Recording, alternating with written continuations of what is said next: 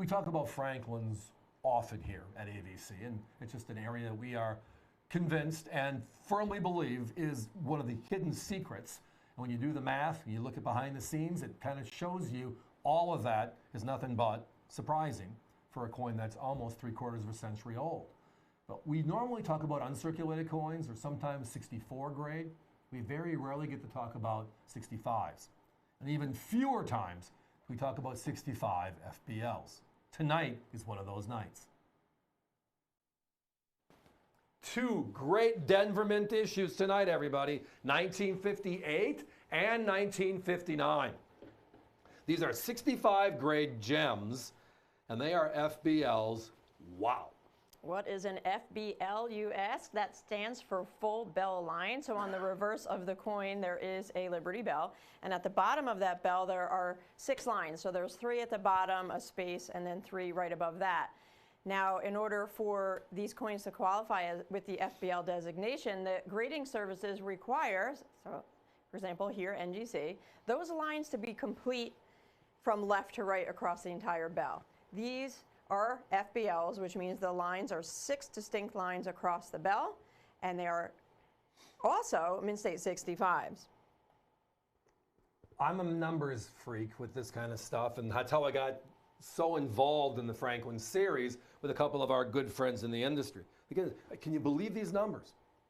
The first part of it, and there is a great photo of the 3/3 bell lines that Allison was just talking about.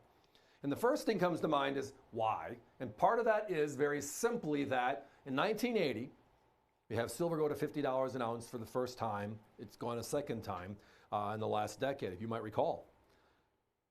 The largest coin in circulation prior to that was the Franklin series. The piece dollar ended in 35. So that's one of the variables. It just means, and the reason why I'm bringing it up is because it means that was the coin most likely in people's safety deposit boxes, in their coffee cans, or in their collections, right? So when silver goes to $50 an ounce, these are melting for 20 bucks a throw, special time frame. And then the grading services start after that. NGC, PCGS, and ANAX all started after that. And now they become the staple in the industry for quality and the assurance of quality, which is their mark, 65 FBL. So the grade is important. The FBL is just an added plus because we know the 3/3 means the first couple of coins off the die. The numbers, though, as I started this long run-on sentence with, is where it comes down to. We talked in the past where if you see a coin that has 10,000 only known, wow. How about 5,000? Wow. But both of these are just amazingly low, which is why the value is amazingly high. In fact, both of these added together are still under 5,000. So to give you a little bit of perspective, in 1958, they made 23.9 million coins, almost 24 million coins. And as of this day, in FBL 65 and greater or better, only 2,192 coins have met that requirement to be a 65 full bell line. That in percentage terms is 0.009%. That in math geek terms is 1/1000th of 1%. So no matter how well you look at the numbers. 9/1000ths of 1%. 9/1000ths of 1%. So no matter how you look at the numbers. 0.009, right? Correct. Wow. Right. Now, 1959, Denver, you're looking at only 1,179 coins in this FBL 65 or better. There are only a couple of 67s which are the highest grade, just a few. Again, 1959, 0.009% as well. So both of these are a fraction of a percent in this grade with the FBL or better designation out of the 24 million coins made. 2,192, 1,179. Doink, that's the number. That is how ridiculously special these are. And that is 65 FBL, 66 FBL, and the very few 67s that are known to exist, all added together to get that number. Now, if a Silver Eagle had a population of only 1,000, where would it be? 95W is just under 1,000, and it's now a $25,000, $30,000 coin in 70. Right? The S-Enhanced Reverse Proof, which is the lowest mintage Silver Eagle from a couple of years ago. There's just under 10,000, which is about a third of them that were issued in 70 today, which is normal. And they want over $3,000 for that coin today because there's under 10,000 known. These are under, $21.92, $11.79. I mean, just regular coins in capsules are selling for $67.95 and $75.50 respectively. We found no one with 64s and no one with 65s.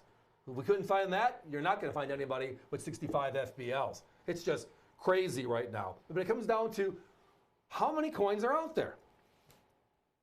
The mintages are really deceiving. And it's not like all of a sudden we're going to find a pallet of 58Ds. And if we did, we love it. And we're still not going to move that number much. It's just special. And again, $21.92, $11.79, $58 to $59 respectively. And we're only $99.95 for 5 FBLs. I can't remember the last time, I don't care what the coin was, we were under $100 for a 5 FBL. And at just grade 65, you're looking at 0.02%, right? Just in 65 or better, but 65 FBL or better, it drops way, way down to 0.009%. So it just gives you another angle to look at how rare and scarce these coins are in grade 65 and with the full bell line designation. Now and we use the full bell line kind of like first day of issue, but the services take it way more serious. But it fits in proof like Morgan's, because again, they polish the dies and they put them in the service. The first couple of coins that come out have a little polishy look. Even though they're not proof coins, they look like proofs. Those lines are so fine that when you're striking over and over again, that die shifts a little bit and wears, and now it's 2.5 lines, or it's 2 lines. I mean, I've seen 65 where you can barely make out any line, but they are still uncirculated 5s, gorgeous quality. But the lines are kind of left off of the grade. They're added on to give you the impact of, boy, do you got something special here. And like you said, the first strikes off the dies. We have to put a 1-minute clock up, please.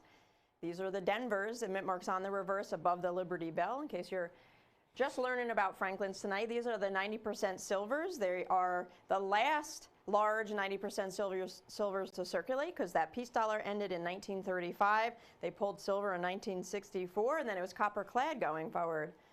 These are very special.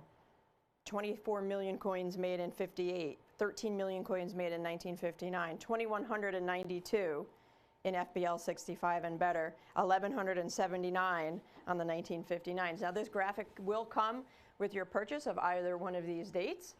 It explains, it gives you a great zoomed in shot of the regular bell, which most of the coins look like, and the FBL. Which you could see clearly right there on that shot right. It's a great shot, guys. Screen. Thank you for that. But it's all about just hidden value. The Franklin series has it. It's one of the few affordable series of really rare coins that are from the last 50 to 75 years. Not modern issues that kind of started in the middle 1980s. This is a quarter of a century before then, which just makes it special. It's the last large silver, makes it special. Because of that, in 80, when we had silver go through the roof, a lot of them were melted. So we know all the sideline stories. But that then gives us today 35 years of NGC doing their thing. And there's only 2192 and 1179 of these known to exist. That just tells you it's special. We know they are. We hope you can join us with it. Phones are very busy right now. But guess what? Patience is a virtue. I'm working really hard on mine. So why don't you join us tonight with yours?